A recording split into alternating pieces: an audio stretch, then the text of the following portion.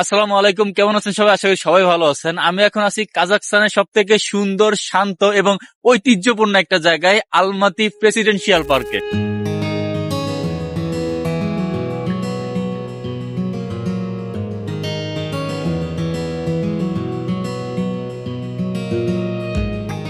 Almaty presidential পার্কে আপনি যদি এটাকে শুধুমাত্র একটা টুরিস্ট স্পট ভাবেন তাহলে ভুল হবে, কারণ এইখানে রয়েছে কাজাখস্তানের ইতিহাস, রাষ্ট্রীয় সম্মান এবং ঐতিহ্যর একটি সম্মিলিত প্রতীক।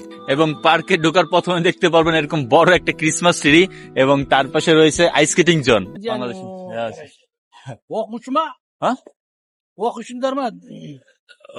No no no tourist tourist just tourist okay please একটা গেল বিনুন। Hello hello Bangladesh, hello Bangladesh.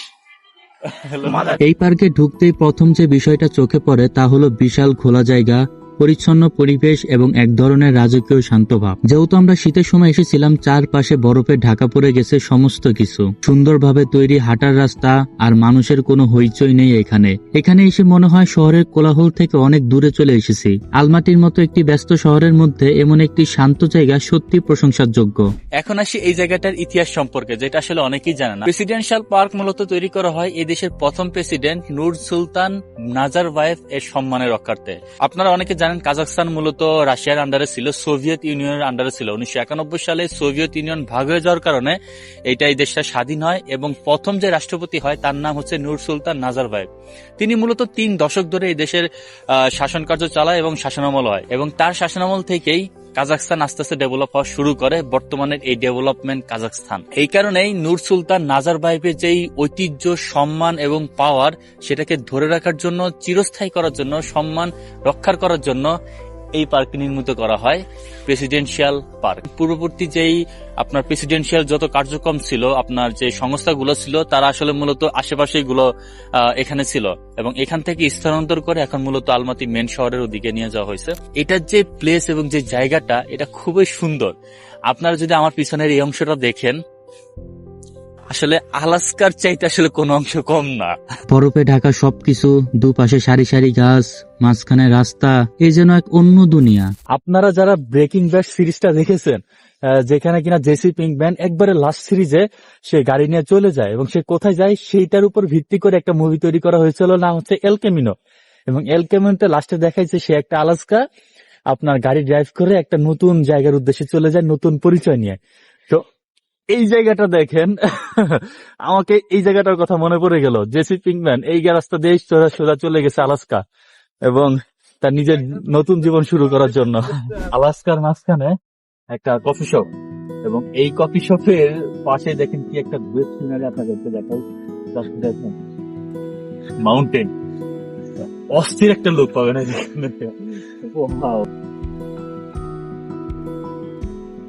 Just অস্থির অস্থির এবং অস্থির। আমি আমার লাইফে এত সুন্দর ভিউ দেখি নাই, এত সুন্দর ভিউ দেখি নাই ভাই, বিশ্বাস। Alaska to Alaska, I love this place. এখানে মাউন্টেন আছে, আর এখানে যে আপনার যে কি বলে গাছের উপর স্নো পড়ার কারণে এইখানে বসে জাস্ট একটা স্যাড স্ট্যাটাস দিয়ে দিব যে বিদেশে আসি, কর্মজীবন এমন হাই তাই, ভিডিও ভাইরাল, আর আমার টিস্যু ভাইরাল হয়ে গেছে।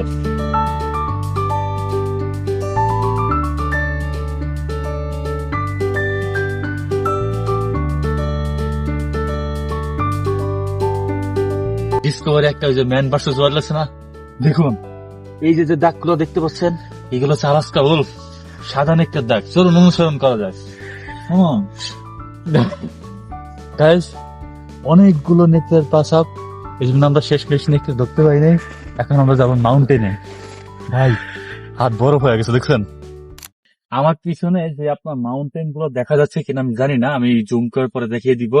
এই মাউন্টেন গুলোর নাম হচ্ছে তিয়ান শান মাউন্টেন রেঞ্জ। এই মাউন্টেন গুলো আলমাতি শুধু সৌন্দর্য বর্ধন করছে, বিষয়টা এরকম না। এই মাউন্টেন গুলো আসলে আলমাতির একটা ঐতিহ্যের প্রতীক হিসেবে ধরা হয়। অস্থির লেভেলের সুন্দর, জাস্ট ওয়াও। বিভিন্ন জাতীয় দিবস, সরকারি অনুষ্ঠান, কূটনৈতিক অতিথিদের ঘোরানো, এসব কাজেও এই এলাকাটি ব্যবহার করা হতো। আজও এই পার্ক কাজাক জনগণের কাছে রাষ্ট্রীয় মর্যাদা ও সম্মানের প্রতীক হিসাবে বিবেচিত। এই পার্কে হাঁটতে হাঁটতে দেখবেন কেউ জগিং করছে, কেউ পরিবার নিয়ে হেঁটে বেড়াচ্ছে, কেউ আবার একা বসে প্রকৃতির সঙ্গে সময় কাটাচ্ছে। এখানে কোনো জোরে গান নেই অপ্রয়োজনীয় শব্দ, সবকিছু যেন নিয়ন্ত্রিত, শান্ত এবং পরিমিত। এই জায়গাটা প্রমাণ করে যে উন্নত দেশগুলো শুধু বড় বড় বিল্ডিং নয়, মানুষের মানসিক শান্তির দিকেও সমান গুরুত্ব দেয়। সর্বশেষ বলবো, যারা আলমাতিতে বা কাজাকস্তান আসার প্ল্যান করতেছেন বা অলরেডি থাকেন, নতুন এসেছেন, তাদেরকে বলবো এই জায়গাটা অবশ্যই ঘুরতে। এই জায়গাটা খুবই সুন্দর একটা জায়গা। জগিং বলেন, আর সৌন্দর্য দিক থেকে বলেন, টুরিস্ট স্পট বলেন, ইতিহাস বলেন, সম্মান বলেন, ঐতিহ্যের প্রতি আসলে সবকিছু একটা সংমিশ্রণ। আমি আপনাদের এতক্ষণে যা দেখালাম, এটার আসলে সৌন্দর্য যদি বলি যে আমি ফান করে আপনাকে আলাস্কার মতো বললাম, বাকি আলাস্কার থেকে আসলে কোনো অংশে কম না, এবং এর সৌন্দর্য আসলে অপরূপ।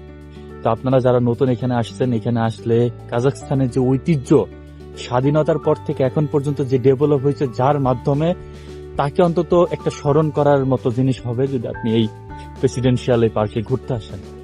তো স্মরণত রইল, আর যারা আসবেন আমার এখানে এসে ছবি তুললে আমাকে অবশ্যই একটা ট্যাগ করবেন। সবাই ভালো থাকবেন, সুস্থ থাকবেন, দেখা হবে পরের কোনো ভিডিওতে। আসসালামু আলাইকুম।